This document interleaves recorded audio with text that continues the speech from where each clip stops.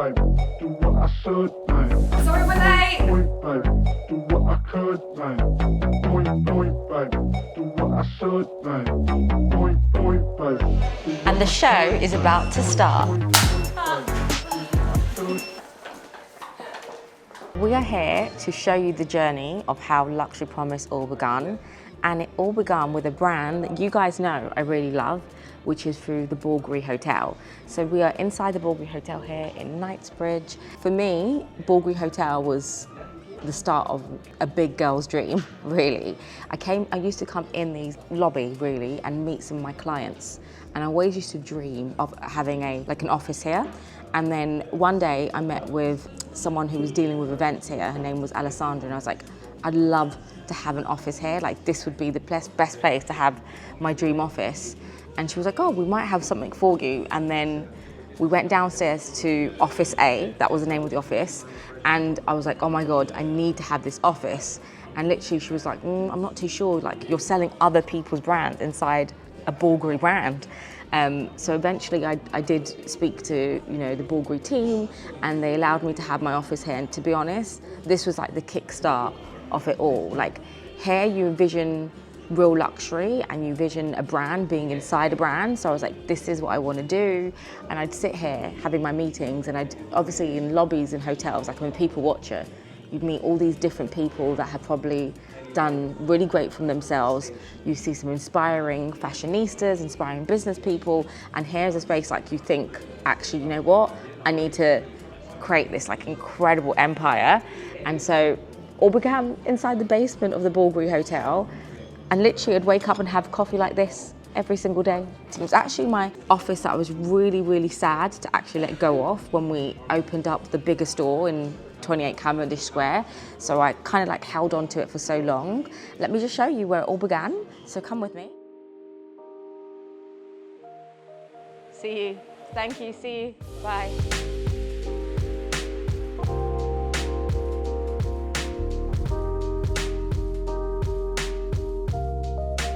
So sometimes on my morning walk, I don't catch a worm, I catch Jessie, who's one of my team members, waiting at the bus stop. Every single morning, it's 9:30, you're late. It's 9:30, you're late. She's meant to be in the office 30 minutes. Yeah, 5 minutes late, guys. 5 minutes late. So here is at South Moulton Street, which was where our first ever store was. So actually during the pandemic, when we couldn't get into the Bulgari Hotel, we had to find another space.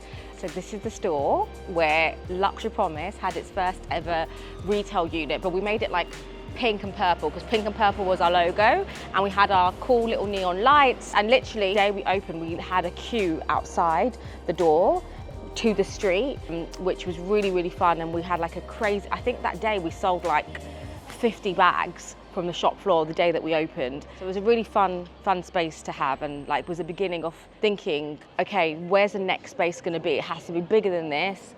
And then one day, I'd love to be able to have another store but around here.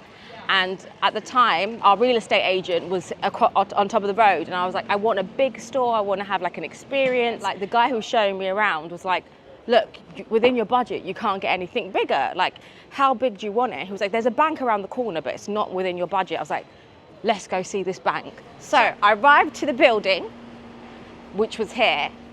And as you can see, space is huge. It's like the whole thing. So he was like, I was like, what, the whole thing is available? And he was like, yep, the whole thing is available to rent. And he was like, but it's out of your budget. I was like, I already knew I wanted this space. Like I could feel it. I was like, I want it. Can I make it happen? So let me show you why. There wasn't big black doors here at the time. It used to be the Royal Bank of Scotland, which had glass door. It had been closed for like 4 years. So the space wasn't even designed for a retail unit. It was designed for a bank.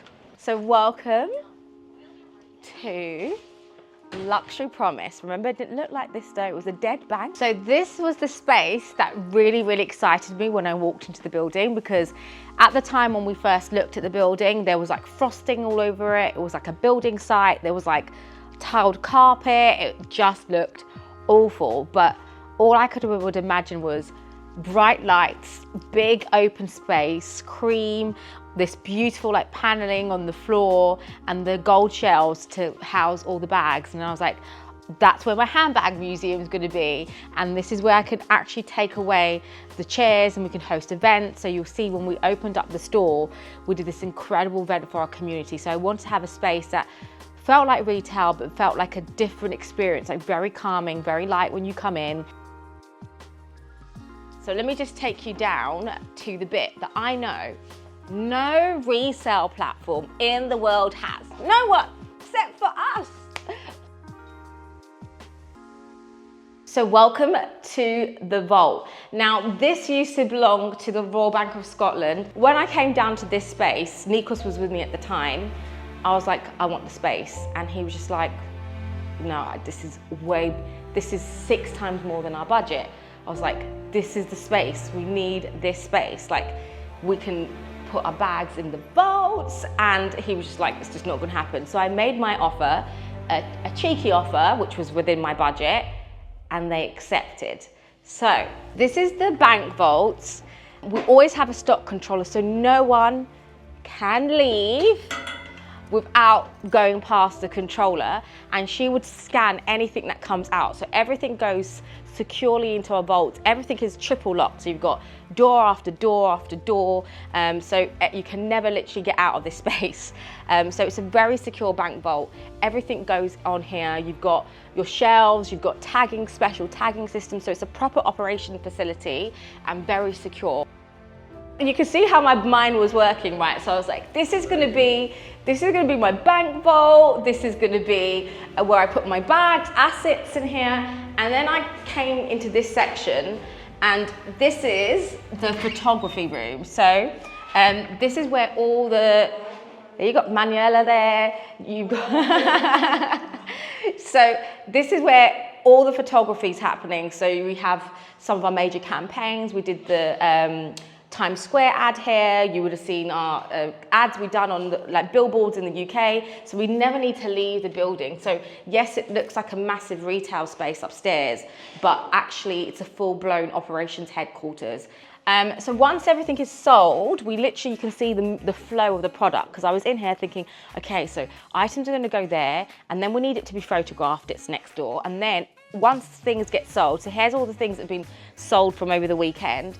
So you've got the trolleys of sold items, and then you've got dispatch team that will just dispatch orders over the weekend. So it's not over. This is the top floor where we have more rooms. That's the finance team. They never make it on the camera. Today they are. So this is one of the live show studios. So this is where we host some of our personal shopping experiences. We do private events up here. We do some live shows. And this is my very favorite wall, which is our magazine wall. So here we will look for pieces of ready-to-wear that we might find in, for example, the Barbie collection. We might find something in the magazine, which makes the item more valuable. So this is kind of like our research corner when we're looking at pieces that are coming in. We've got hundreds of magazines that we would go through to find those pieces.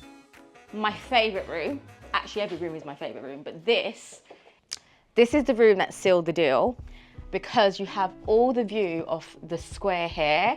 And so I was like, this is where we can do our live shows. It's nice and bright. People can see the London buses. So you can see we've done some major campaigns where we were featured on buses and taxis. So when we're here on the show and someone's from like a different part of the world watching, they're like, oh, there's a red bus. So for me, this was like a really nice room, kind of like a news anchor room. You know when sometimes you see the back of London? So this for me was like, okay, the space needs to happen.